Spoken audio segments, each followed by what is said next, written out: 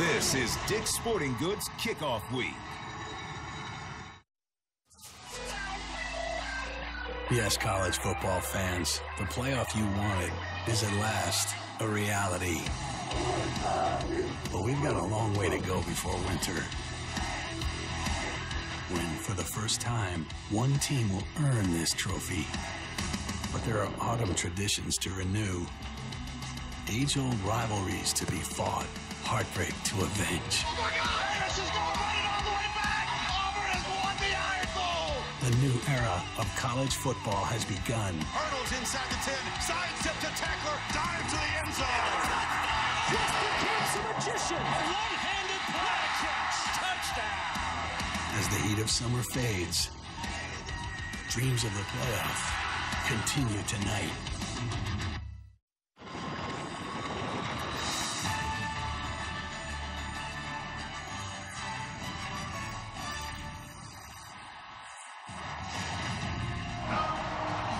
Welcome to ESPN College Football Primetime, sponsored by Capital One as part of Dick's Sporting Goods Kickoff Week. Louisville marches proudly into the ACC, led once again by Bobby Petrino. One of the traditions he started was a blackout, and the Cardinals will be blacked out tonight for their first ACC game, and expectations are sky high as they get set for a rematch with Miami, a team that they thumped in the Russell Athletic Bowl just last December.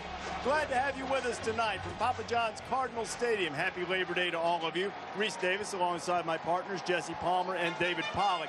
This is a big night for Louisville, the first game in the ACC, and they're turning to Bobby Petrino to lead them for a second time.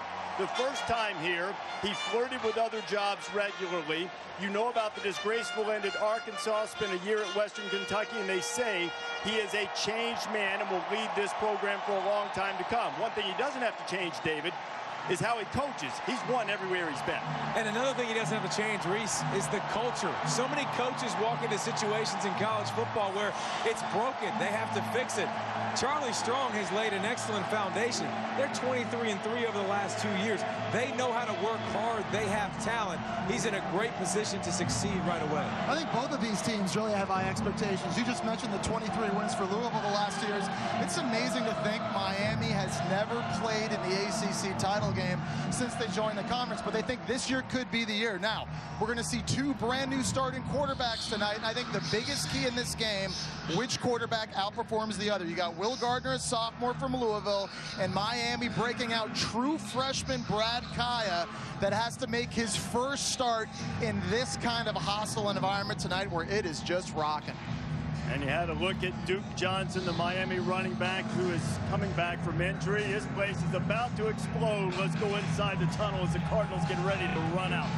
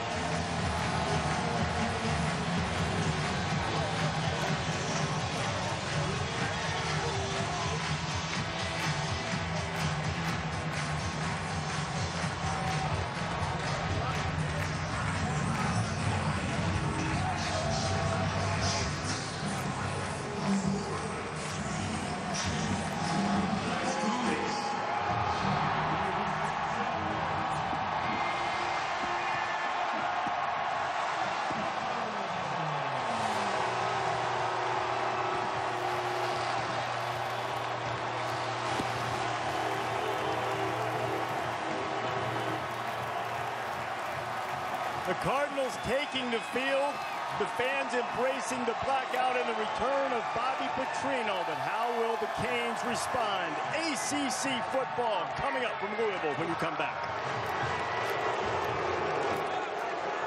ESPN College Football Primetime is brought to you by Papa John's. $10 two-topping pizza and $5 cookie.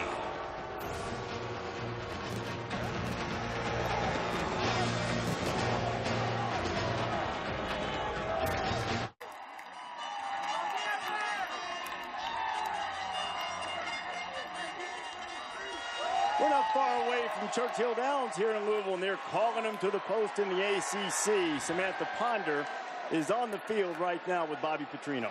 Coach, how would you describe what it's like for you to usher your former team into the ACC in this kind of environment? Oh, it's unbelievable. You know, the fans have been great. We had a great card march. To see this, all blackout going on, I'm excited to get going. New starting quarterback for you this year. How would you characterize Will Gardner's readiness tonight? You know, he did everything that he could possibly do in camp to get ready. He hasn't had the live action yet. I'm looking forward to seeing how he plays. I anticipate he'll do a good job. Appreciate your time, Coach. Thanks. All right, Samantha Petrino knows this blackout well. This is the 4th time the Cardinals have had a blackout for the fans and worn all black. They're 2-1 in those previous games, all when Petrino was here the first time. And what a great way to start tonight in the ACC on ESPN. Bringing his team in to face Louisville is Al Golden. He's in his 4th season as the head coach of the Hurricanes. Most believed to be out from under the NCAA investigation that plagued his recruiting efforts for a number of years. Golden hoping that this is the year that they turn the corner. Started off 7-0 last year. Injuries, youth got to them down the stretch. The season culminated with a 36-9 loss at the hands of these Louisville Cardinals. Not the same Louisville Cardinals, though. Those Cardinals were led by Teddy Bridgewater. Stephen Morris was the quarterback then for Miami. You saw Brad Kaya, who will take over tonight as a true freshman, and Will Gardner, who will guide Bobby Petrino's offense. Petrino with a deserved reputation as a quarterback whisperer. His offenses have always been prolific. And this place is rocking.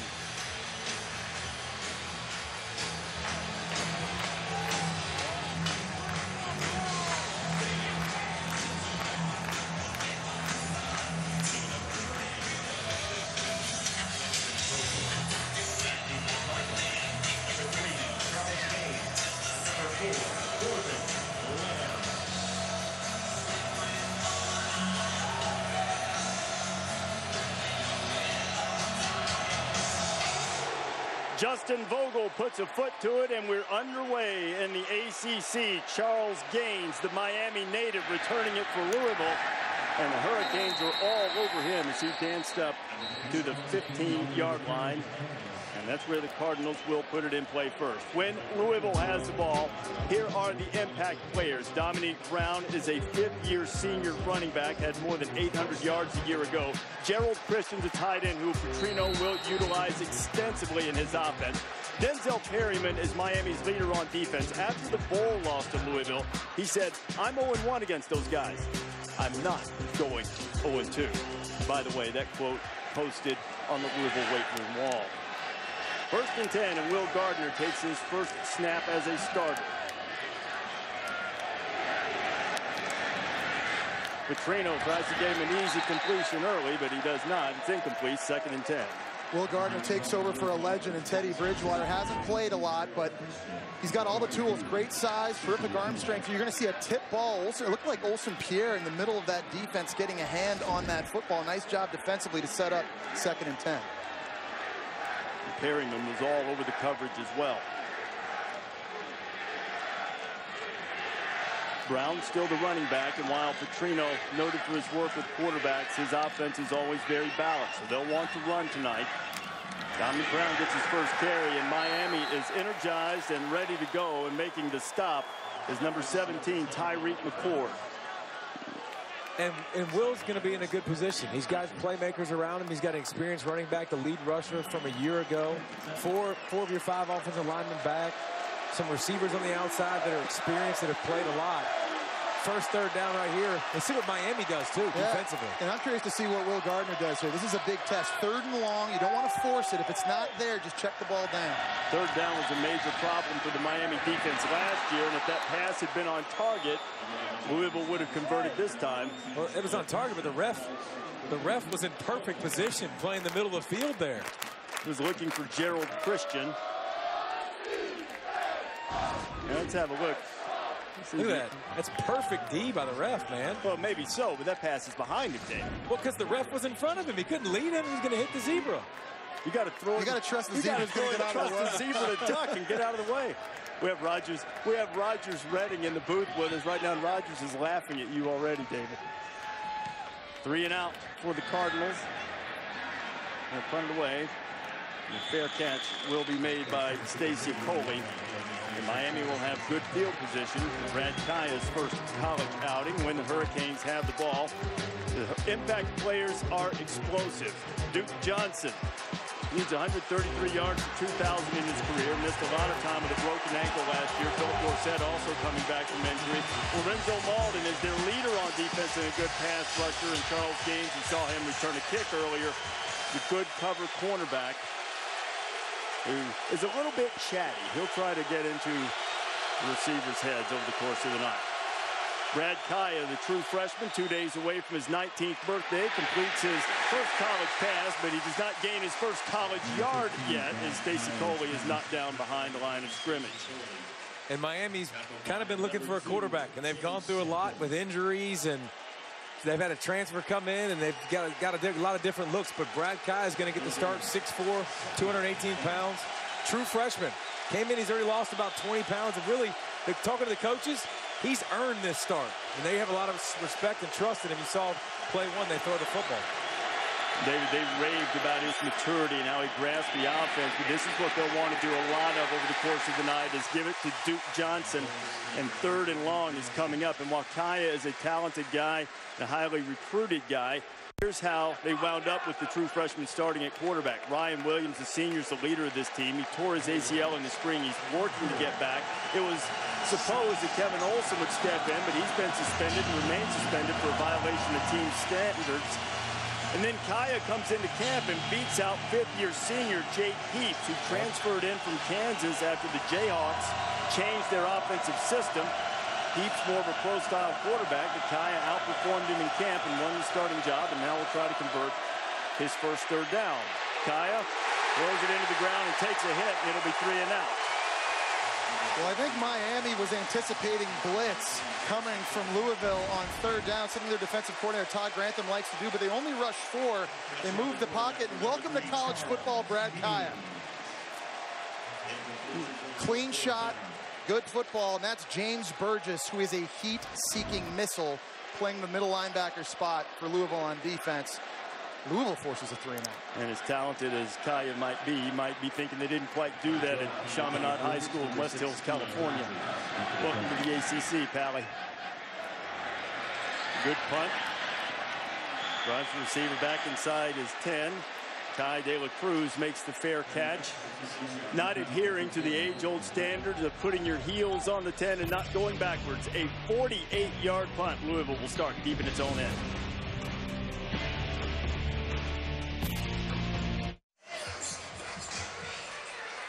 The Louisville fan base has welcomed Bob Petrino back with open arms. Certainly some bruised feelings when he left the first time. Bob Petrino making a second stint, and here is the timeline of how it unfolded. He had a terrific run in 4 years at Louisville, 22-1 in this stadium, 41-9 overall, an Orange Bowl victory. You see the winding road that led him to Arkansas and the disgraced exit there. Out of coaching for a year, back at Western Kentucky last year, and when Charlie Strong took the Texas job, at least somewhat unexpectedly to some in the Louisville administration. Bob Petrino was on the short list. He repaired some relationships, and here he is tonight as the head coach of the Cardinals.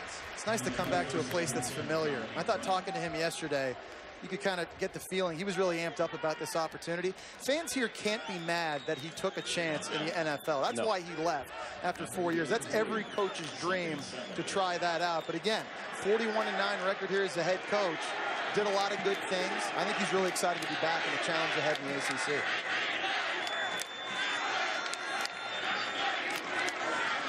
Back to the ground. Brown can be close to that first down marker. Very close. We'll see exactly where they spot it if they give him enough. But let's be honest about this with Petrino and Louisville. This is a very different job than it was when he took it the first time. Now, he made them a player on the national scene, but by playing in the Atlantic Coast Conference tonight, this is the 4th different conference Louisville has played in the last 11 years. but they finally have a permanent home. The budget is huge. This is a destination-type place now. I don't know if you could say that when he came here the first time. And you say fourth conference, but this is the best. This is the best situation that they've been in now, because now they have an opportunity, if they win their conference, to play for it all or be in the college football Final Four. And listen, it's nice having a coach come back, too, that was 41-9. I mean, you know he's already won here. He knows what that takes. It's a track record of success that can't be denied. I guess the big question is now, does he know what it takes to win in this conference? Playing better competition week in, week out. I think it's what a lot of Louisville fans and fans around the ACC in the country are looking forward to seeing. That's not to suggest that the hire was not without controversy in some quarters. That's not, I mean, look, nobody is universal, but for the most part, he has really been received well by the Louisville fan base. But on the outside, there was some question about how long it would take Bob to get back to this level, and as it turns out, just a couple of years. He's back here tonight, trying to get Louisville right now. All he's thinking about is trying to get one chain link and convert the third down. Keep it on the ground. Dominic Brown. If Dominic got a chain link, that's about it. Maybe a little bit more, but it looks as if he surged ahead just enough to pick up that first down. And Dominic Brown's going to have to get going in this game. He is a battering ram. He put on 25 pounds this past offseason. He's up to 240 pounds. And Reese, you mentioned it early. Bobby Petrino's offenses, they love running the football. You got a brand new quarterback making his first start. Got to make it easy on him. You got to have success running the ball. Nobody back there to run it right now except for Will Gardner, the quarterback. On first down, the initial first down of the game for either team. Empty out, and Will Gardner cuts it loose and spins it right into Eli Rogers. Good pickup on first down. It'll be second and short. Now, the Cardinals are not necessarily at full strength on the offensive side. By far, their best receiver is Devontae Parker. He had 885 yards and 12 touchdowns last year. Broke a foot. He's out for a while. And so, too, is Michael Dyer, who has a thigh bruise. Dyer, the former Auburn running back, who was the MVP of the BCS championship game. Not expected to go tonight. On second and short, they'll take a shot. And for the second straight play, Eli Rogers makes the grab, and Gardner settles in and fires a couple of good balls. Pick up at 21. I think one of the benefits Will Gardner has is his size. At 6'5", he can see the field. And you're just going to see Eli Rogers here just work a soft spot in the zone between cover two. Just a nice job of reading coverage, giving his receiver, sorry, it was Eli Rogers in the slot running the wheel route, but getting into that soft spot in that defense and a nice throw. A staple. The wheel route. Petrino offense is the wheel. He'll run it with the slots. He'll run it with running backs. Miami will have to be ready for it tonight. First and 10. Back to the ground. Brown hurdles a defender and gets into Miami territory. Denzel Perryman there on the stop. And I think it's going to be important for Miami's defense, too. A year ago, they were really bad against the run. Really bad. They got to get more physical up front. They got to get off blockers. You see them, they're rotating between a 3-4 and a 4-3, trying to confuse Louisville up front. But if this defense is going to take that next step, it's got to come up front. Gardner right on target again after showing some nerves early. Gardner's now completed his last 3 passes. Gerald Christian, the tight end, making the grab, another first down for the Cards. We talked about how Bobby Petrino loves to use his tight ends. And Gerald Christian, the Florida transfer, is a very fluid athlete at 6'3", 250 pounds. Provides a big target for his quarterback over the middle of the field. Miami defense has taken a lot of criticism over the last couple of years.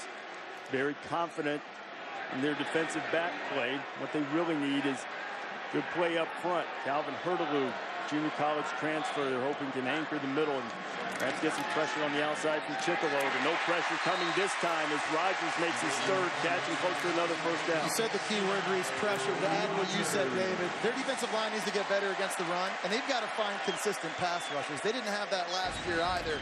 Whether it's Anthony Chickalo, Tyreek McCord, Quan Muhammad, somebody has got to get pressure right now. Defensive coordinator Mark D'Onofrio, he hasn't been dialing up a lot of blitzes, playing a lot of coverage, but right now, without a pass rush, Will Gardner's just picking them apart. He's getting that ball out of his hands so quick, it really wouldn't matter if you had Julius Peppers on the end.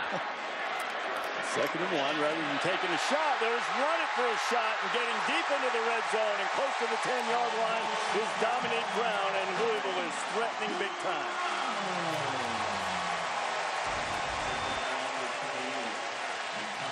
Tremendous vision by Dominic Brown just on a zone read, seeing the cutback. And trust me, guys, 240 pounds, not a lot of DBs in this league, in this country.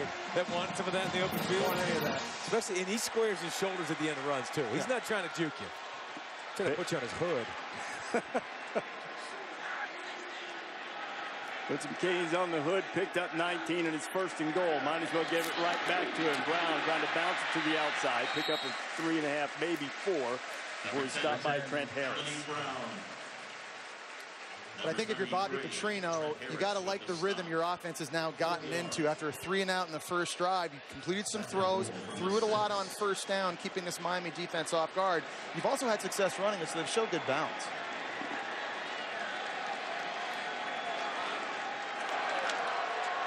This drive started at the 7-yard line, the 11th play. You see Petrino and his offensive coordinator, Garrett McGee.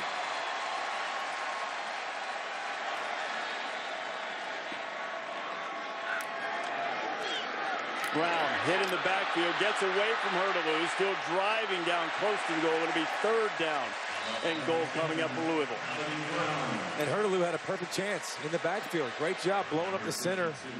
But you got to wrap up Brown. And that's the thing about Brown. He's 240 pounds. Tough to bring down. This is an area where Louisville struggled a year ago. Yeah. In running the football in power situations, they couldn't line up and physically dominate folks. When you see Brown carrying the football, I'm giving him the ball, letting him go north-side. I would run behind Brown. They got a big left tackle, Jamon Brown, who they'll flip sides with. Right now he's on the right-hand side. You see right here their 2 biggest linemen, Jamon Brown and John Miller. That's the strength. 3rd and goal. Gardner rolling. He's got a man in the back of the end zone. He has one in the middle, too. Touchdown, but there's a flag. Making the catch was Charles Stanberry, a freshman out of Montgomery, Alabama, but let's check the flag. Offside. Defense. Number 47. Touchdown.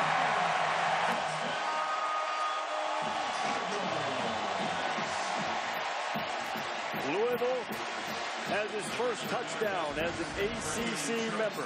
You see Chris Acosta right here get a pull, and it kind of draws the defense that way. It's a nice play design. There were a couple targets I thought here Will Gardner could have taken advantage of. That's the answer to your trivia question. Who scored the first touchdown for Louisville as members of the ACC? The Charles Stanberry. They think he eventually will be a star. He has his moment in the opener. A 12-play, 93-yard drive. Ate up almost 6 minutes, and the Bills on top of the U by a touch.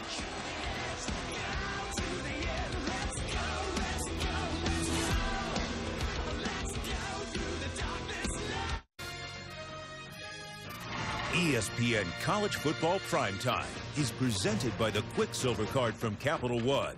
Earn 1.5% cash back on every purchase.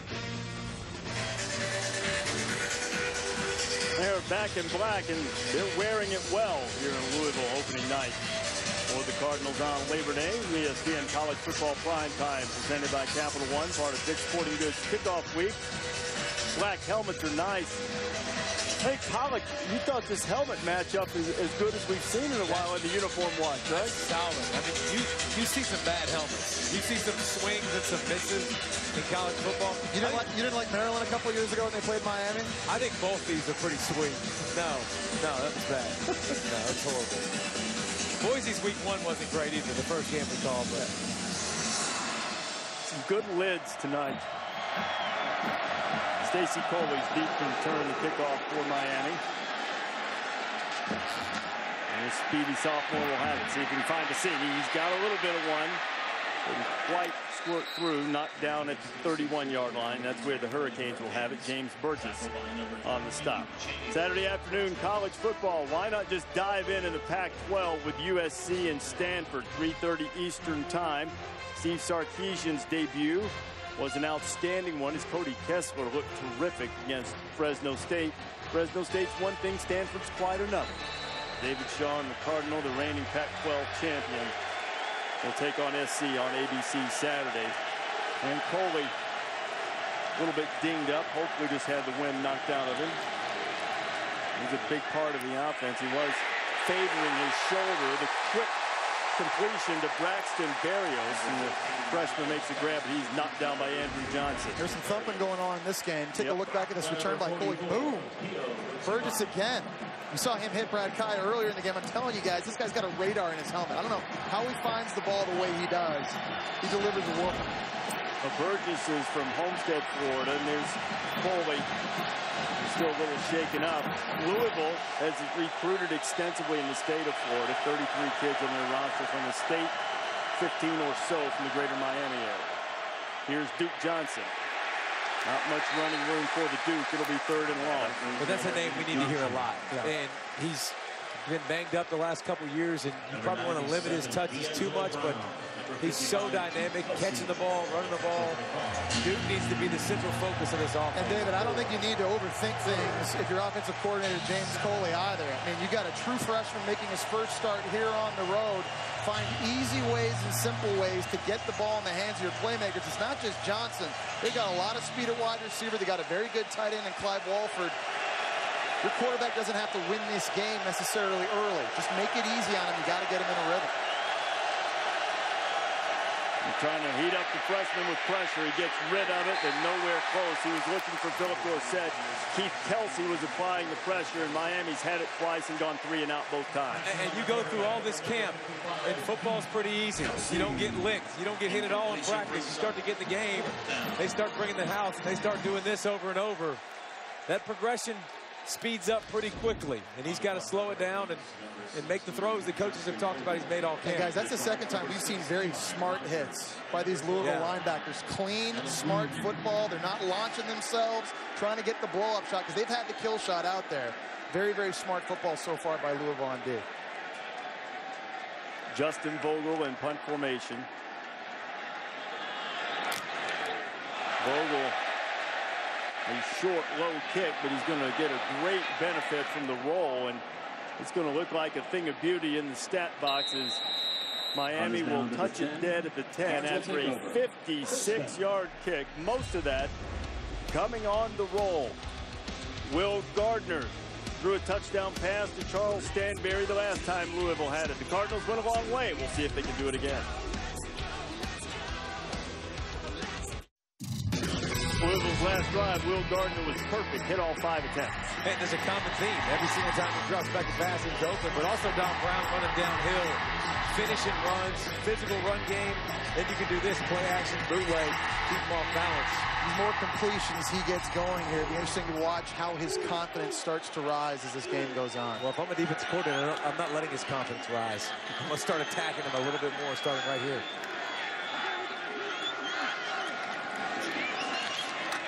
Cardinals giving a little bit of a break to Dominic Brown and running the freshman L.J. Scott. It'll be second down and long. And David, you think this is an important series for defensive coordinator Mark D'Onofrio? Yeah, I don't think you can let any quarterback sit back in the pocket and play zone. Now listen, I understand. Remember, this game was played in December, and they played man. They tried to press these receivers, and it turned out really ugly for Miami. But this is a different year. And the strength of Miami's defense is their secondary. You have to be able to play man coverage. You have to be able to blitz and put some pressure on the quarterback. On 2nd and 11. Scott, one of the top backs out of Ohio. David, the reason they got... That was Brown, I believe. Sorry, Jesse. The reason they got gashed last year, guys, Devontae Parker was on the field. Yeah. I mean, he was a problem. He had 9 catches for $142 and a touch. Now, this is still a very good receiving core even without Devontae Parker on the field, but you've talked about at Miami how you're deeper in the secondary, right? You've got guys that can match up and go man-to-man. Make them prove to you. Make Louisville prove to you. They've got somebody else that can make big plays on the outside. On 3rd down, trying to get it over the middle of the field. He was looking for Christian again. And there is a flag that comes in across the way at about the 27-yard line. ACC crew tonight led by Gary Patterson in the white hat.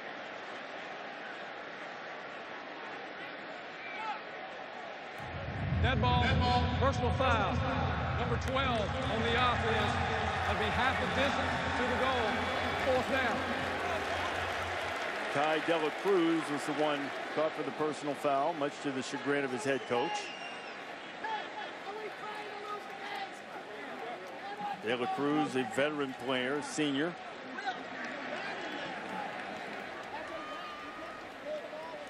With the trademark cardinal red coiffure on top, which just about matches the color of the face of his coaches after he got hit with that personal foul penalty. So Ryan Johnson is now going to have to punt out of his own end zone. Stacy Coley standing at his own 47. A low line drive kick, and Coley comes up to make the grab. Slips away from the tackle. Coley has received, and he has great speed. One man to beat. Can he get around the corner? He cannot, but the Canes are set up unless the flag's going to bring him back. There's a flag sitting at the 28-yard line that is probably going to bring this back a ways, but Miami still should have good field position. During the return, illegal block in the back, number 51 on the receiving team, 10-yard final foul, first down. Well, that'll somewhat negate a nifty 30-yard return. So instead of having the ball in the red zone, they will have it at the 38-yard line of Louisville. Here's the personal foul penalty called on Kai De La Cruz. Well, that's not Kai De La Cruz at the top of the screen. That's Michael Lee Harris, number 2. You're going to see him right here. No, sorry, top of the screen right here. I'm sorry. Yeah, there you go. Yeah, I'm only 35. Losing my vision. You see a slap in the face to the head of Artie Burns, which you just can't do, especially from a receiver that's a senior. So Miami gets a break, and they go right to Duke Johnson. Well, certainly could have been a bigger break if the punt return had stood up, but excellent field position nonetheless. They haven't been able to do much running the football. Saw a big play right there from Lorenzo Malden, one of our impact players, kind of playing a new position now at the outside linebacker spot where he's going to be counted to rush the quarterback a lot. But David, he's also got the ability to play the run as well and shed blocks. Yeah, and that's what's going to be interesting because he was a little bit banged up in the spring. He's not a big guy, you know, but he had 9.5 sacks a year ago. Can he play physical in the run game, especially against Flowers, when it was a great left tackle for Miami. Try to get Duke on the edge. A lot of black jerseys over there, nowhere to go, and it's 3rd and long. The thing that still stands out about this defense to me, and I think, David, you just pointed out too, a lot of speed. And Miami loves the outside zone run plays, trying to get Duke Johnson to the perimeter, but this Louisville defense for years now, whether it was under Charlie Strong or now under Todd Grantham, these guys can run sideline to sideline. So huge down again. We talked about how this defense likes the pressure on 3rd down. Each of the last 2 3rd downs, they've gotten to Brad Kai and popped them. Brad Kai here has to have a plan. He's got to anticipate pressure and know where he's going with the football. Louisville led the nation in 3rd down defense last year. And in total defense for that matter. Tried to surprise him, keeping it on the ground with Johnson, and he gets down to the 33. He'll be about 5 yards short of the first down. Now the question becomes what you think about the range of your field goal kicker. The wind is blowing in that direction, which would give Matt Gudis a little more leg. His career long is 49. But the offense is staying out there right now. You think with that run, maybe you try to surprise him, get 4 or 5 yards, and just make this 4th down a little easier. 4th down and 5. Inside the 35, not much to be gained from punting right at the edge of Gudis' range. Golden thinks. Let's see what they do. Play clock's on top of him. Going to have to use a timeout. And they do before they get the delay of game penalty. Timeout. Miami. The first timeout of the first half. And this is where it's not ideal. You got a freshman quarterback at the helm in a tough environment. The blackout, the noise. Got some stuff he's got to block out. Glad you're with us on Labor Day night for a little college football to wrap up the first weekend. Louisville and Miami, an ACC matchup. Papa John's Cardinal Stadium, and all the fans wear black, team dressed in black. And the freshman Brad Kai of Miami trying to get a 4th down conversion for the Hurricanes and keep this drive alive. If you want to call it a drive, they just got to start in Louisville territory. Still looking for their first down. Kaya fires complete. A flag comes in late. So Barrios caught it right on the 1st down marker. And that's a great catch because he was contacted before the ball even got there. and still concentrated and hung on to the catch. Big play. Maybe that settles Kaya down a little bit. Got him a first down now. I thought it was also a really good throw at the location. Pass interference, defense, number 19. Spot foul, automatic, first down. They don't have to worry about exactly where it was spotted with the automatic first down. So the Hurricanes inside the 30. You're going to see here just in the slot, number 83 at the top, just running a slant. He's running it against Terrell Floyd, who's playing safety, used to play corner. It's a good call. But look at the location of the throw. Puts it lower, into the body, where only his receiver can make the play. That's a nice, safe throw, converting a huge fourth down. Inside a minute to play here in the first quarter. Hurricanes trying to draw even. And another flag comes out, and it'll be a false start on the Hurricanes. Prior to the snap, false start, number 9 on the offense, 5 yards, first down. That's Malcolm Lewis, the wide receiver. He's battled injuries over the last couple of years. They have a deep core of wide receivers at Miami. The question is, can they keep them healthy? And that's been problematic the last couple of years.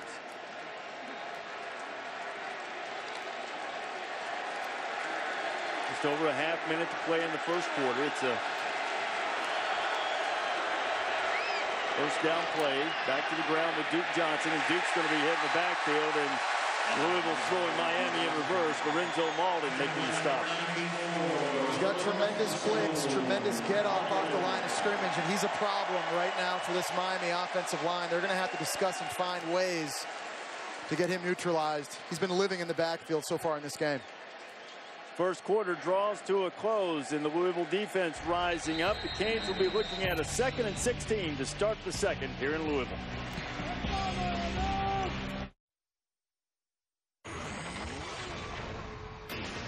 The ACC on ESPN, Papa John's Cardinal Stadium in Louisville, just about set to start the second quarter, where Louisville is definitely most proud to be members of the ACC. Their first game is in football as members of the Atlantic Coast Conference. Cardinals, one of the teams that found a great spot in the whole realignment thing that we've dealt with in college football over the last few years. Brad Kaya, the freshman, has a man out there. It's Clive Walford, and he's inside the Louisville 5. It'll be first and goal for the Canes. Clive Walford's one of those weapons we talked about on offense surrounding Brad Kaya. 6'4", 260 with tremendous speed, and he gets wide open on the play action on the corner out here. And here's another throw by Brad Kaya under duress from Sheldon Rankins. Yeah, he's been hit so many times already to start the game, but that's a big play for him in this offense to get moving. Kaya hits Walford for 31 yards, and now Miami is threatening to tie it. Walter Tucker's at fullback. Duke Johnson at tail. Kaya's going to throw it on first down. Wide open in the end zone is Walford again. Touchdown, Miami. Walford to the end zone for a 2-yard touchdown. So you want a security blanket for your freshman quarterback? How about a veteran tight end? And I like the play calling by offensive coordinator James Coley. Back-to-back play action using one of the best tight ends, maybe the best tight end in the conference. Clive Walford just in the back corner of the end zone. As you say, Reese, easy throws. And that's an impressive drive for the true freshman guys. Remember the big fourth down conversion earlier in the drive by Kaya to keep that drive alive. That's Terrell Floyd, who's slow to get to his feet. Floyd, a veteran defensive back for Miami, who were awaiting the extra point for the Hurricanes after the touchdown. And we're pleased to be joined here in the broadcast booth tonight by Louisville Athletic Director Tom Jurich. And Tom, this is an important night for Louisville. You guys are playing in your 4th different conference in the last 11 years. Obviously, this is the permanent one now. What does it mean for Louisville football to be in the ACC? Well, first of all, it's great for the entire institution. I think for what we're going to be able to do from top to bottom in all the sports is fantastic. Where football, to be able to start out like this and to play in such a premier league like this is going to help us so much, not just in recruiting, but everything that we do across the board. As you guys go into this era, you had to make the coaching change when Charlie Strong decided to take the Texas job. What was it that convinced you that Bob Petrino had changed and was the right man to lead this football program? Well, I've known Bobby since the late 80s. You know, I hired him first time when he came here in 1997 with John L. Smith. I hired him, it was his first head coaching job in 2002. And then I was able to follow him through his trials and tribulations. And, you know, one thing about Bobby, I wanted to look at to see, did he redeem himself? Did he really do the things that I felt were necessary for him to make changes in his life? And he certainly has. And what I've looked at and spent a lot of time with is looking at how he's been with his family. His family comes first. His wife and him are in a great place. And the thing that I like so much, he's at peace with himself. And, you know, the thing about that I always look at, who am I not to forgive him? I mean, who am I not to forgive him? And I wanted to make sure that he had that opportunity. I had a lot of great candidates for this job. You know, they have big shoes to fill. Charlie Strong and his staff did a phenomenal job here. And so I needed somebody that could come in here and do the great job. But I didn't care so much right off the bat about the football. I wanted to make sure Bobby was a different person. And he certainly has proved it to us in the last 8 months. So how would you describe that initial meeting with him? It was tense. There's no question about it. We probably met 2.5, 3 years ago, but that was more about just him personally. That's all I cared about. I wanted to see him get right personally. I didn't care about the football part, and I don't think he did either. He knows he made mistakes, and he owned up to them, and that was the thing I wanted to do. I wanted to make sure that he understood he needed to look in a mirror. It was between him and the mirror to make sure that he had to make things right. How would you say that the ceiling is now different for Louisville football in this era in the ACC with Coach Petrino on the sideline than it was the first time he was here when you were moving conferences and so forth? We see the kickoff getting out to about the 20-yard line. I said earlier tonight that I think this is a different job now than it was then. Well, it's a much different job now. Now we're in a conference like this. We've got stability. I think Bobby's 10 years older than he was before. I think he's seen a lot. He's been through the NFL. He's been through Arkansas. He's had success everywhere he's gone. At Western Kentucky, he did a phenomenal job. So I think his maturity level is a much different place now. I think now what Bobby's doing, he's looking at building a program, not worrying so much about a team, and that's what I really like about it. It's a pretty good program, top to bottom, in athletics here at Louisville. Thank you. Basketball on both sides, baseball and across other sports as well. Tom, thanks for spending time with us tonight. Thanks, Reese. It's always great to have you guys. Best of luck. Congratulations on the ACC, and good luck this year. Tom Jurich, the athletic director here at the University of Louisville, and you see how Bob Petrino has been welcomed here in the Derby City. And he's in the middle of a good one here in the ACC on ESPN as the Hurricanes just answered with a touchdown drive of their own. Penalty on the kickoff return will have the Cardinals starting at their 10-yard line. Will Gardner hit and fumble, balls on the ground. And the attempt to scoop and score might have cost. It was Thurston Armbrister who got it, who was able to get it. And I thought for a second that there was going to be a scoop and score, but Armbrister jumped on it wisely, and the Hurricanes are set up. And we talked about Miami bringing pressure. Watch what they do off the edge right here. Watch the stunts on the inside. They bring pressure. Look how many guys are coming. They're bringing 6 guys. Get to the quarterback, cause the fumble. Great job adjusting and bringing pressure on the young quarterback. Harriman and Chickalo knocked it free. Armbrister jumped on top of it. Jermaine Grates, number 5, had in mind going in and grabbing that thing and trying to score, but Armbrister makes sure that the Hurricanes are set up. Last season, the Cardinals only turned it over 10 times with Harriman, who said he didn't plan to go 0-2 against Louisville. A huge hand in forcing this turnover, and substitutions coming on the field late for Louisville. They've got an extra man outside, and is that a backward pass and a fumble? Maybe it is, and going the other way is Louisville. No, the officials at the other end are waving incomplete pass. So this is a glorified wind sprint. As Keith Kelsey, who was quite certain he had his moment of glory coming, but it's not a glorified wind sprint because you don't know the difference. And it bothers you so bad. Yeah, but if it's an immediate recovery, he doesn't get the advance anyway, so it's still a glorified wind sprint. No, but if he threw it backwards, he could pick it up and still score. Right. And you can't hear in here, so I don't know that he knew. And it took the refs about 3 seconds to decide whether it was a backwards pass or not. Guys, I think it was backwards. Yeah. Looking at it from that angle, you know, based on where Brad Kaya's body was. Yeah, the line of scrimmage is, but you don't know where Kaya was exactly. It's where Kaya was when he threw it, and that's the question mark. Now, the ruling on the field is incomplete pass, so you need indisputable video evidence to overturn that. I'll tell you what, 2 things. I was shocked, 1, Louisville didn't call a timeout because they weren't lined up on defense, and 2, I'm surprised Brad Kaya didn't complete this throw. I mean, he had Coley wide open right there. He would have walked in if he makes that a better pass. Instead, he turns it into a circus. Here might be the best look.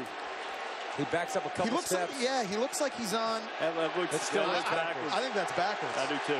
But how many times do you see defensive guys just stop and they don't pick up the ball and it ends up being a live ball? It's a great heads-up play. Pick up the ball. No. Picking up the ball is fine. I'm just saying the run, he doesn't get the run. I couldn't hear, guys. Did the referees blow that dead, or did they let Kelsey run it in and score before they blew it dead? It took him about 4 seconds. I thought they blew it dead because they were waving incomplete.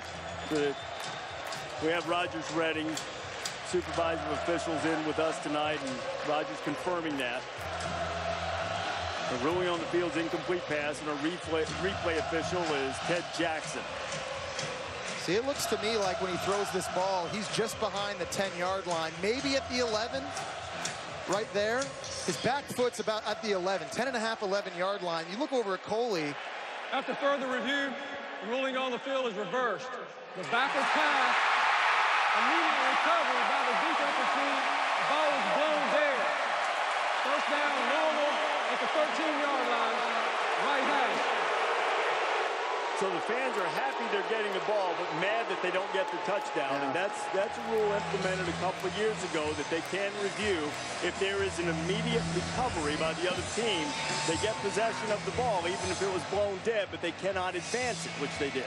This is the best angle you're seeing right here. And that was the right call to overturn that. And, guys, what a blown opportunity by Miami. A play right after they force a fumble on Will Gardner, a mistake by one quarterback making his first start, and the other true freshman making his first start. It makes a bad play. And I love the call by the refs because so many times it's a cop-out and they say the call stands. That was close, but you could tell it still went behind the line of scrimmage a little bit. It's a great job by the referees. Well, some of the Louisville fans might say they would have preferred them to let the play go. Gardner, just about got his receiver. His head knocked off. That was Antonio Crawford coming across on Eli Rogers. And some of the Louisville fans wanted a pass interference and thought that Crawford arrived early. Take a look at this again. He did? Yeah, he did. He got his hands around his neck. Yeah, it's pass interference. Yeah, no doubt. I'll say this. I like the call by Bobby Petrino, putting a lot of confidence in Will Gardner. The very first play back. Don't run the ball, keep it safe. Take a shot down the seam. I think Miami got away with one there. I don't think I know. You just know things, Rich. You got a lot of knowledge. Just be decisive sometimes. Get it off just before the play clock expires. Gardner has a wide open receiver. And the catch, but closing quickly was Deion Bush to make the tackle. We see where Brown is marked down, Dominic Brown. I feel like Louisville's had their most success tonight throwing it over the middle, but also when they've spread the field too. You know, guys, they've had a lot of empty formations without running backs in the backfield. And I think for a young quarterback, that's a good thing. When you can spread out the field, it's easier as a quarterback, especially if you're 6'5", to see where the pressures are coming from because guys are spread out wider. You can read coverages a little bit easier. Catch completion and a first down. They're going to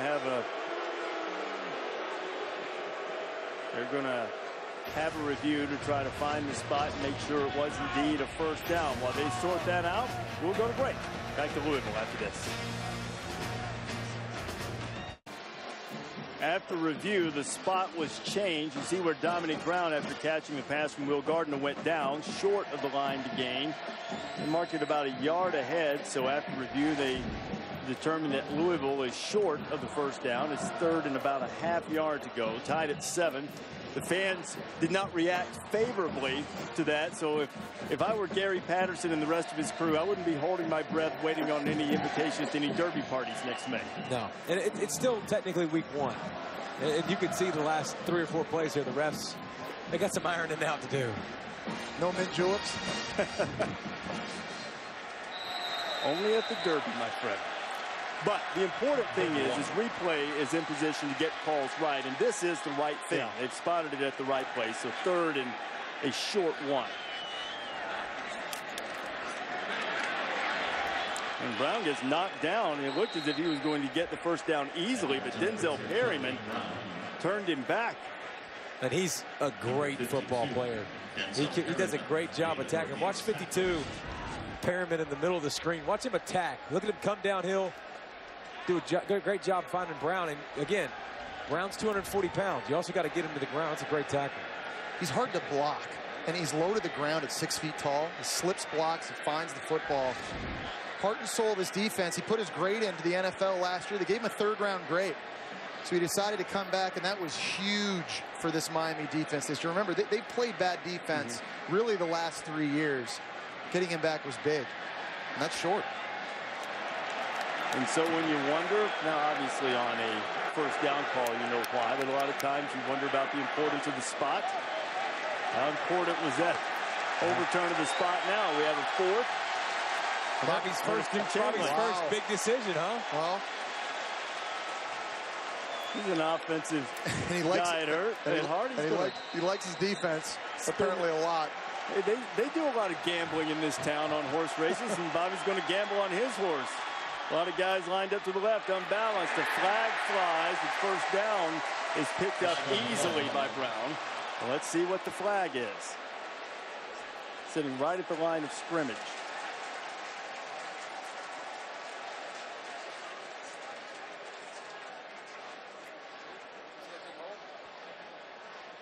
Okay. I think Miami might have lined up in the neutral zone. Defense. Penalty to flag. First down. We saw Patterson counting off the yards and basically saying same thing. Wound up about the same spot as the penalty would. Yeah, and Miami's defense has to be more alert. Look, you got 1, 2, 3, 4, 5 guys and a fullback right here offset. Look at this gap right here. Somebody's got to be in the gap. The defensive line has to slide over. Makes it way too simple on Louisville. On first down, Gardner avoids some trouble and gets it out and completes it to Kai De La Cruz. You got to wonder, talking about Will Gardner, how much pressure he's feeling when you replace a legend like Teddy Bridgewater here at Louisville. Guy's a first-round pick. Now you're Will Gardner. You're a captain. You're playing at home. It's your first strike. You're on national television. And the last time that you played this team, you watched Teddy Bridgewater throw for 447 on him. So it's easy to want to come out here and be perfect and make every single throw. Guys, so far, I've been pretty impressed with him. The decisions he's made, with the exception of the fumble in his own end, he's been pretty good, taking what the defense has given him. He's at 7 of 11 for 65 yards.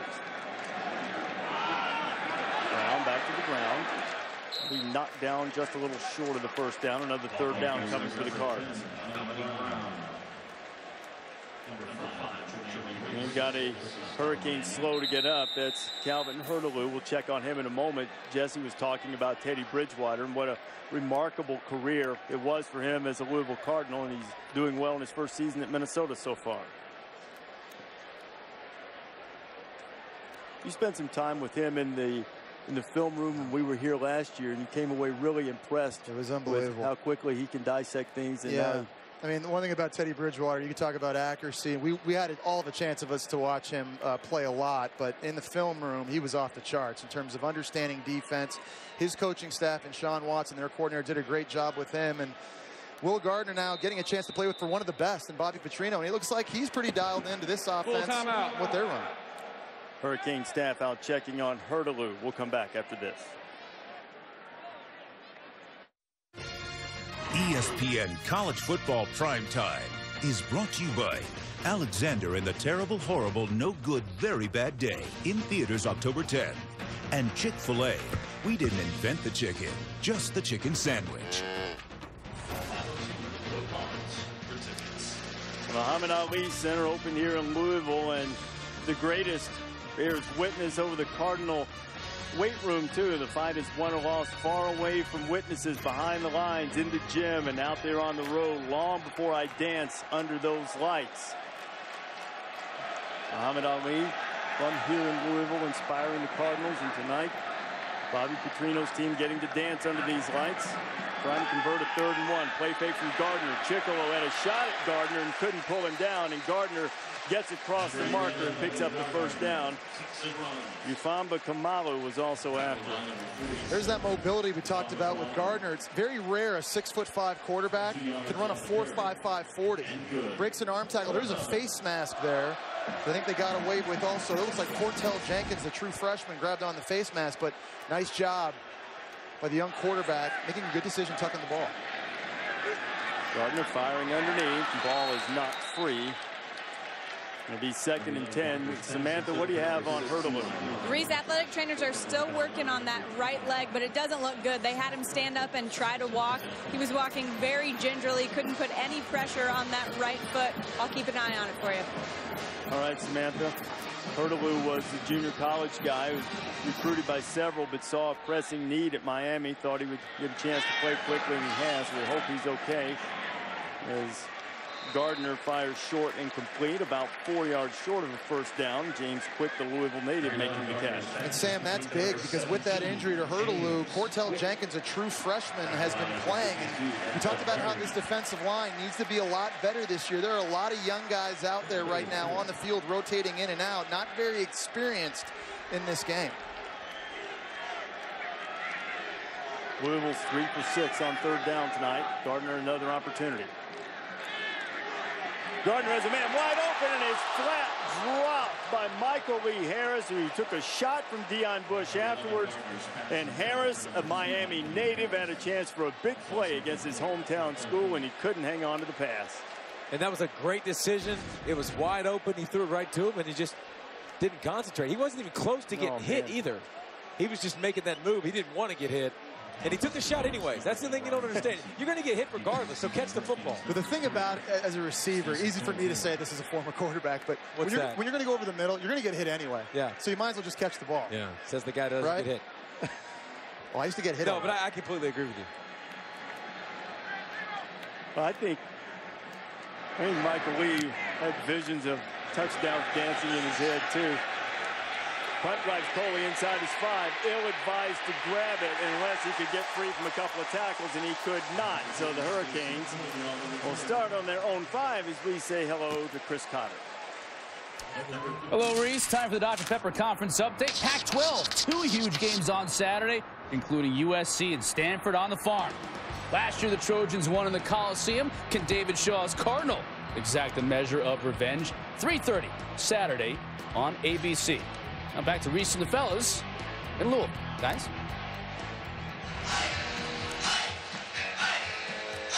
All right, Chris. Hurricanes going to start deep in their own end at the 5.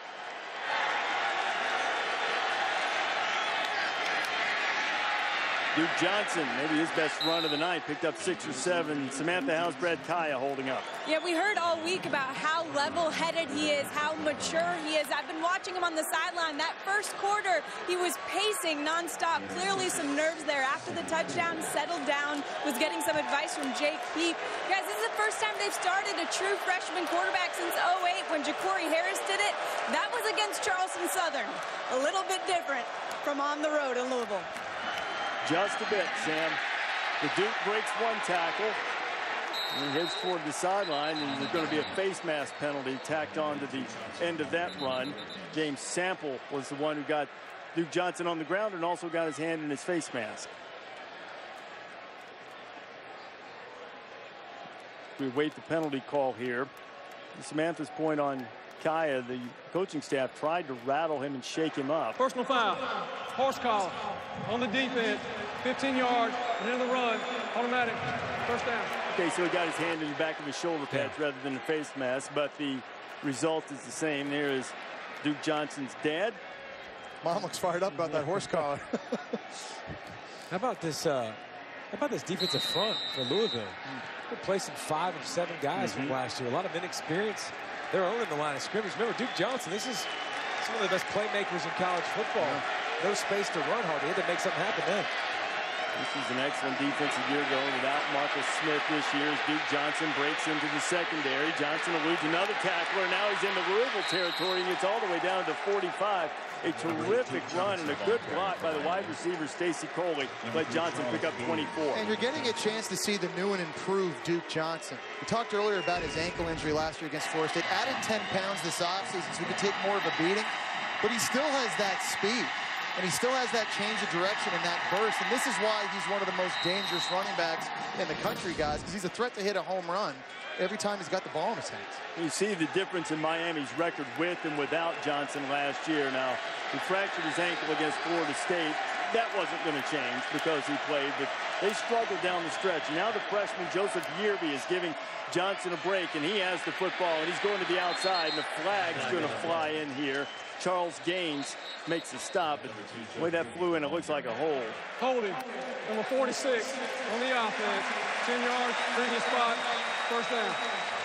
Clive Walford had a touchdown. Now he's got a holding penalty. You know, and I think as we talk about Duke Johnson, it's important that he takes care of himself, but I think it's up to the coaching staff as well. And I think they do have to do a good job. You just saw Joe Yearby with the ball right there, the true freshman. They have to spell him. They have to have different personnel packages. No doubt when they get into tight games, number 8's got to tote the rock. Yeah. But you do have to be smart, I think, as a coaching staff, spelling him a little bit and giving Joe Yearby and Gus Edwards, their sophomores, some added carries. Take the load off his back. 10-yard penalty puts the Canes back in their own territory, looking at a 1st and 20. Quick pass to Coley. Looking for that tunnel, and it closed up after about a 4-yard gain. And we haven't seen a lot of this. You know, the quick passes. Coley, you got guys on the outside. They got some burn. Now, Coley, when he catches it, he can score anytime he touches it. But running the ball now, if you can get this game going too, and then you'll have the ability to take shots, it really helps Kaya. He keeps things simple for him. See, you hit it. I think they should take a shot at some point. They've got Philip Dorsett, number 4 outside, that's been clocked at 4.16. You mentioned Coley, Malcolm. Say that again. 4.16, people at home. And you've got to take a shot at some point. You got to. You'll see when we come back to Louisville.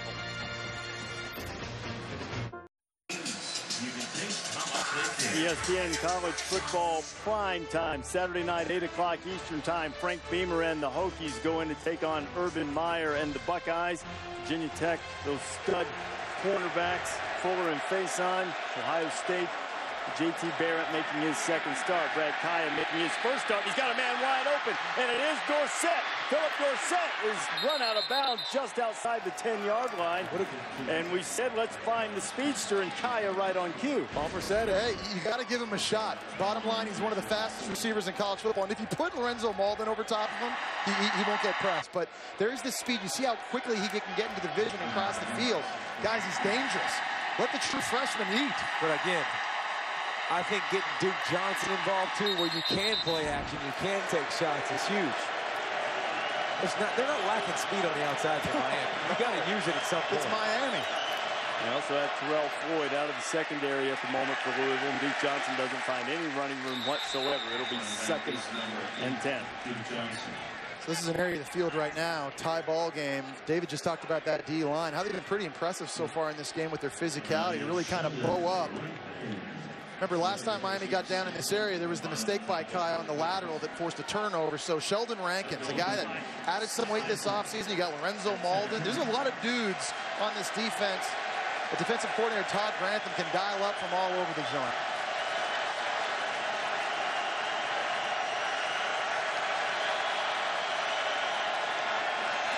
Johnson, good move inside. Johnson with a nifty cut. Stopped just outside the 5. James Sample got him on the ground. And that's something you should like seeing if you're a Miami fan, because Duke Johnson had a tendency in the past to kind of bounce that outside and try to use his electrifying speed. Great job getting up in the hole and getting 4 or 5 instead of losing possible 1 or just getting 1. Miami's tied the game. They're threatening to take the lead, but they haven't converted a 3rd down. For most Hurricanes fans, now would be a very good time for their first one tonight. 3rd and 3. This is an area, remember, before. You'll see right here at the top of the screen, Clive Walford. That's the tight end who had 2 big catches in this area early in the game. He's a weapon. Gus Edwards, the big back, never got started. Knocked down in the backfield. 4th down coming. B.J. DeVos was the first to get it. Sheldon Rankins. Number 98, Sheldon Rankins. That's one thing I think Charlie Strong did an unbelievable job recruiting here at Louisville, was up front. And he got a lot of dudes in that front 7. And David talked about the guys that have departed. They've lost draft picks. They lost a 1st-round pick. Yeah. Marcus Smith, the defensive end. Calvin Bryant, safety. They lost their middle linebacker, Preston Brown, in the 3rd round. But still, they've got, they just reload. Matt Gudis near money from this distance. 11 out of 12 from inside 40, and he's perfect with his first attempt tonight. So Kaya leads an effective drive that ends in a 24-yard field goal, and the Hurricanes have taken the lead on the road.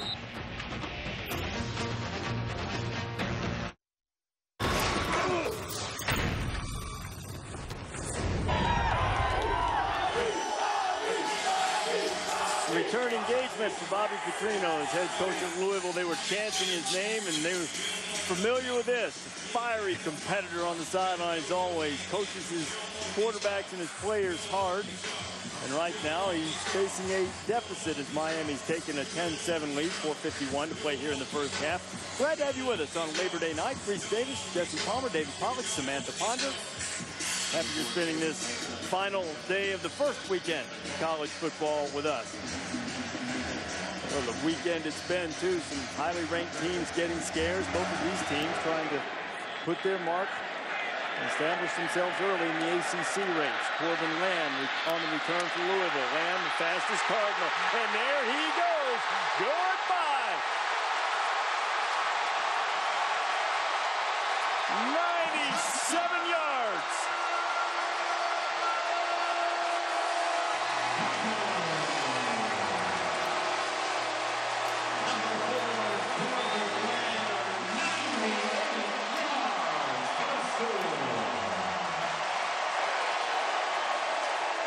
Miami drove a long time, more than 90 yards, and got a field goal. Louisville answered in much quicker fashion with Corbin Lamb. Much to the dismay of the Cane fans who made the trip.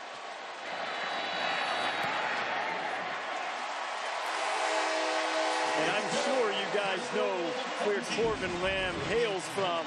The Miami kid scoring against the Canes. He gets a nice block from Kaido Cruz, number 12, out in front as well. So getting some atonement for that earlier personal foul, but that's just way too much speed.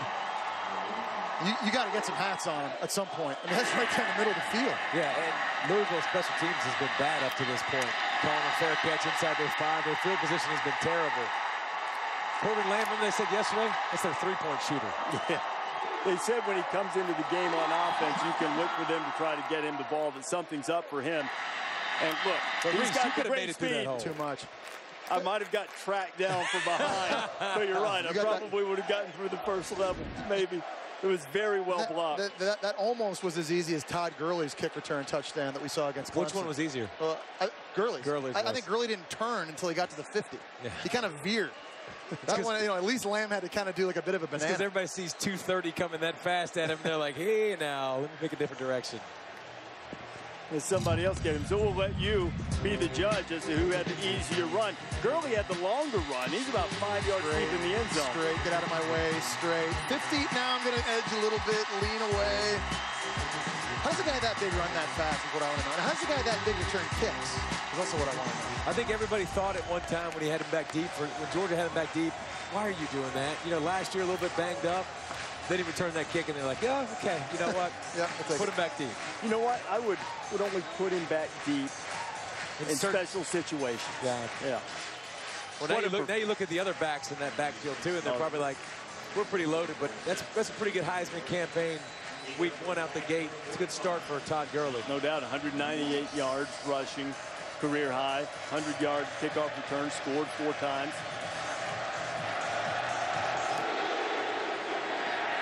So look at Georgia, a little bit different light as the kickoff goes out of the end zone, and the Canes will start on the 25 in the blink of a Corbin Lamb run down by 4. Monday Night Football kicks off the opening week with a doubleheader starting at 10 after 7 with the Giants taking on the Lions. That'll be followed at 10:20 Eastern Time. Chargers and the Cardinals. Monday Night Football, it's on ESPN and available on the Watch ESPN app as well. Time for the Lions to do a little something. It's time for the Giants to do a little something on offense. What we saw from the preseason from them. That's interesting to see kind of the attitude on defense here from Louisville on this big drive. Pressure, sit back, physical. Duke Johnson back into the game. Bounces to the outside and gets bounced to the turf. Deontrez Mount.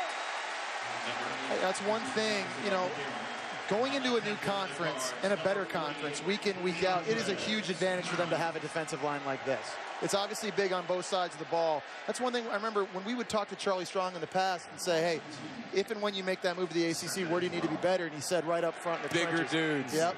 Longer dudes. But if you're watching tonight, so far, it's impressive seeing Louisville. I mean, this D-line is ACC ready. quick pass. Totally avoids one guy, but not the second one. You know, I asked Bob Petrino yesterday about how the talent level here at Louisville compared to what he had during his time at Arkansas.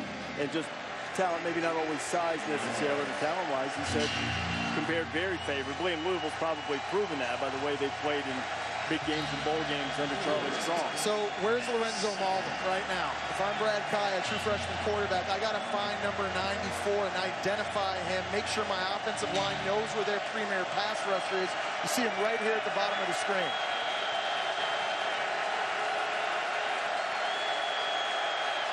Show blitz. Here it comes. Kaya stands in, throws it into traffic, and probably lucky it hit the ground. So if Kaya was watching Malden, then he was looking the wrong direction. And that's a good thing Grantham does. He's going to bring pressure. But look, you got Malden down here at the bottom. And if you're paying attention to the best pass rusher, you're looking to the wrong side. Look at the left side of the screen. That's where the blitz coming from. And Malden's dropping back in coverage. Well, that should have been picked, guys. There's an opportunity for that. They got lucky with that throw. And that's why I said he's lucky it hit the ground. A lot of black jerseys in the midst. Justin Vogel to punt it away. De La Cruz standing inside his 30.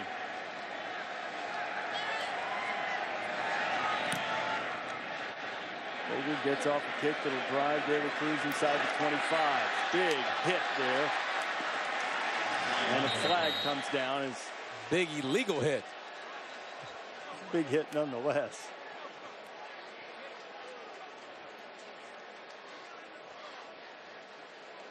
Deion Bush might have taken the worst of that hit. And again, I mean, during the return, illegal block in the back, number 22 on the receiving team, 10 yards, first down. And look at Louisville's starting position again. I mean, every single time they're backed up easily inside of their 20, but there's the hit. Yeah, I mean, that's usually when a guy falls on his stomach, they're going to call a clip. David, to your point, the best starting field position of the night is, well, I think it's right now, 17-yard line. Hasn't stopped Louisville from scoring one offensive touchdown, and Corbin Lamb started at his 3 and ran a kickoff back. Average starting field position inside their own 10. Hard to make a living. A young quarterback starting that far back in your own end. Gardner feeling pressure and finds a wide open guy underneath. It's Eli Rogers. Rogers across the 30 and up to the 40 before he's chased out of bounds, and that'll get you out of bad field position.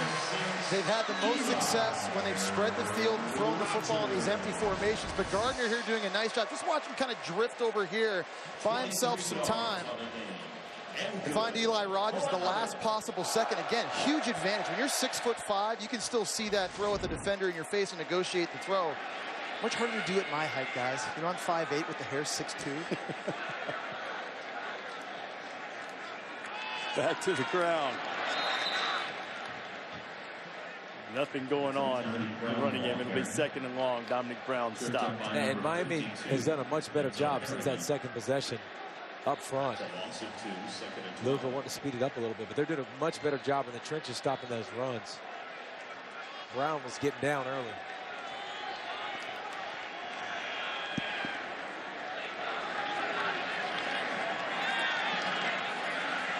A lot of time for Gardner, now a lot of room. He's got pretty good speed, but he wisely gets down. Now, Perriman came in there late. I mean, late in the play. I don't think it was late as in a penalty. I don't either.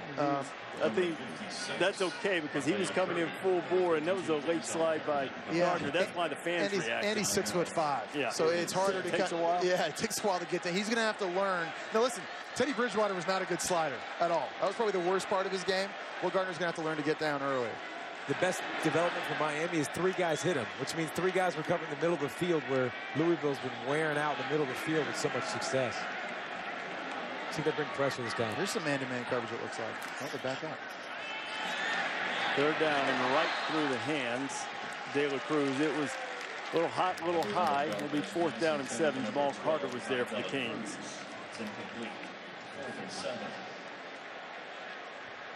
So now a minute 15 to go. You've got a freshman quarterback. He's had some moments. It's going to, a lot of it will depend on field position, I would think. But would you turn him loose here? Yeah, to be honest, yeah. I mean, with the decisions he's made, I mean, really, there was one errant throw that led to a turnover that was on the lateral. Aside from that, you might not need him with Cody, though. Yeah, I'd open it up. That's a fair point, Dave. Good punt. Nice short punt.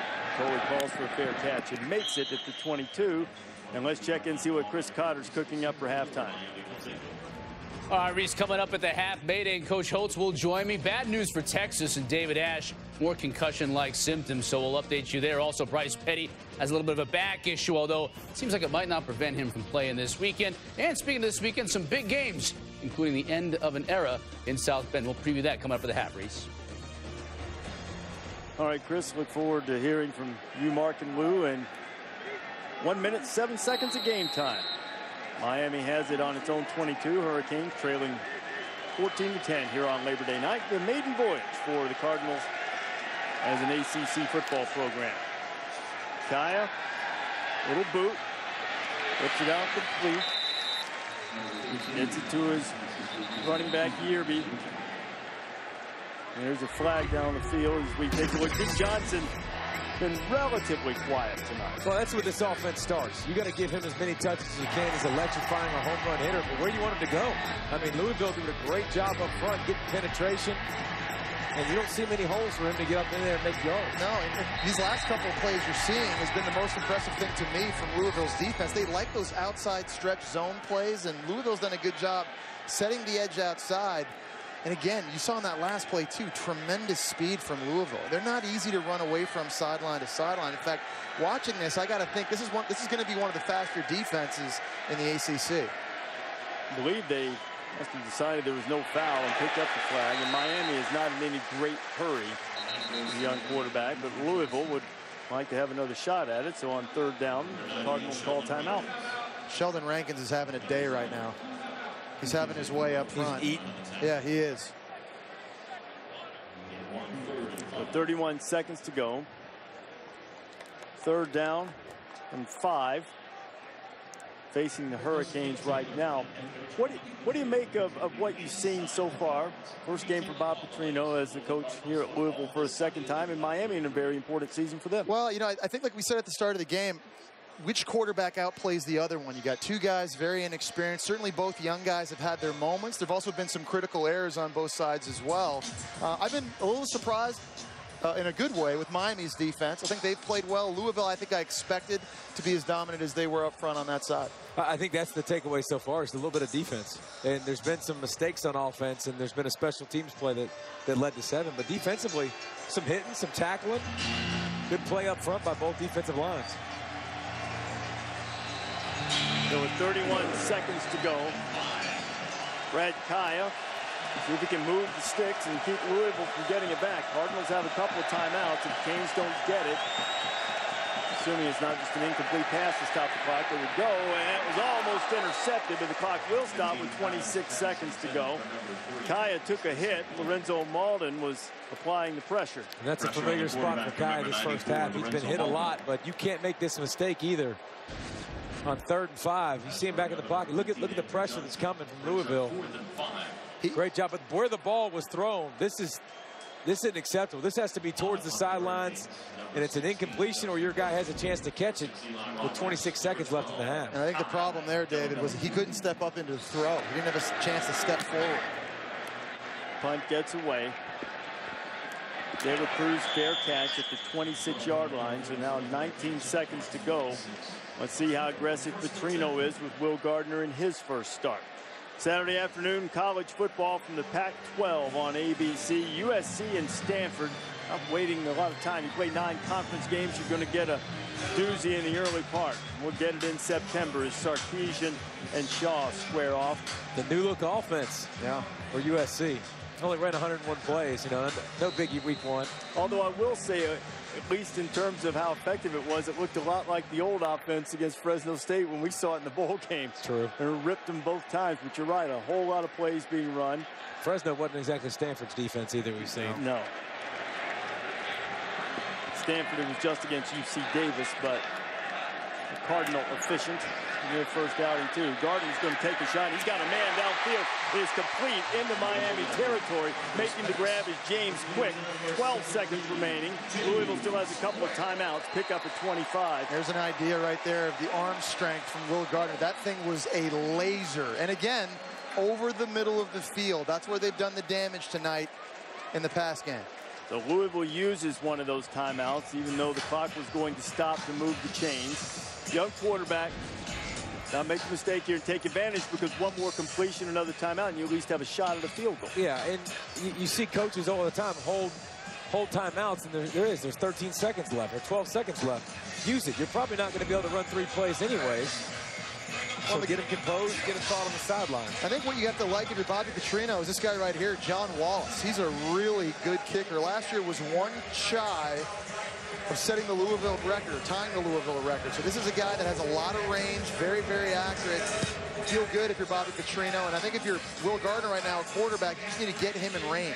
Well, where they need to get the ball, range on this end of the field with the wind at his back, is the 31. He was making them from about 48 in warm-ups. His career long is 45, but there's pretty good breeze going in this direction. So the Cardinals need to pick up about 18 yards to feel like they've given Wallace a good shot. Gardner gets away, and he goes down, and he's sacked. 6 seconds to go. Ufamba Kamalu was the first guy to get there, and Louisville will use its final timeout, and now all of that field goal discussion has been rendered moot, and they'll try, in all likelihood, to throw it just as far as Gardner can. We talked about how Miami had to generate a pass rush this year. Haven't always seen it tonight, but that was a very opportune time for Ufamba Kamalu to win a one-on-one matchup at the line of scrimmage and make a huge play. Somebody has to be a dominant passer. We were talking about this today, David. Back in the day when Miami was rolling, they had some dudes up there now. No, they did. And you've seen it. You've seen it a couple times. You've seen Chicolo do it. You've seen Kamala do it. Last year, it was bad. I mean, they were 10th in the ACC in sacks. Yeah, and it's also, once you do that too, you get to the quarterback and then you get fumbles and create more turnovers, which the last 2 seasons hasn't been a strength of this defense either. You know, Chicolo is now a senior, and when he arrived with all the hype out of high school, it was thought that perhaps he could be that type of guy, but Chicolo's battled a lot of injuries over his career, pretty healthy right now. Been able to get a little bit of a pass rush. Gardner holding it and looking for some way to unload it, and then he didn't, and Denzel Perryman was there. So not exactly the flurry to the end of the first half that Louisville was hoping for. And Miami hangs in there, and the Canes will get it first to start the second half, trailing 14-10. And Brad Kaya's first start, 2 days shy of his 19th birthday, and Kaya's kept his composure under difficult circumstances tonight. Has his team in the game as we go down to the field in Samantha Ponder. Coach, we talked about your confidence in your quarterback coming into this game. What's your assessment of how he's done so far? Well, I think he's done a good job. You know, he had the one fumble where he needs to learn how to get the ball pressed against his body, but he came back from that. He's competing really hard. We've seen some of your passion out there in the first half that we're used to. What's your biggest source of frustration going into the second half? Oh, I'm not frustrated. We're 14-10. Our guys are playing hard. We just got to not make mistakes. We're making some mistakes in special teams that are really hurting us. Appreciate it, Coach. Thanks. Also made a big play in special teams, and because of that, the Cardinals have a 14-10 lead at the break. Time to go to the studio now. Chris Cotter and the Hall of Famers, Mark May and Lou Holtz. Take it away, Chris.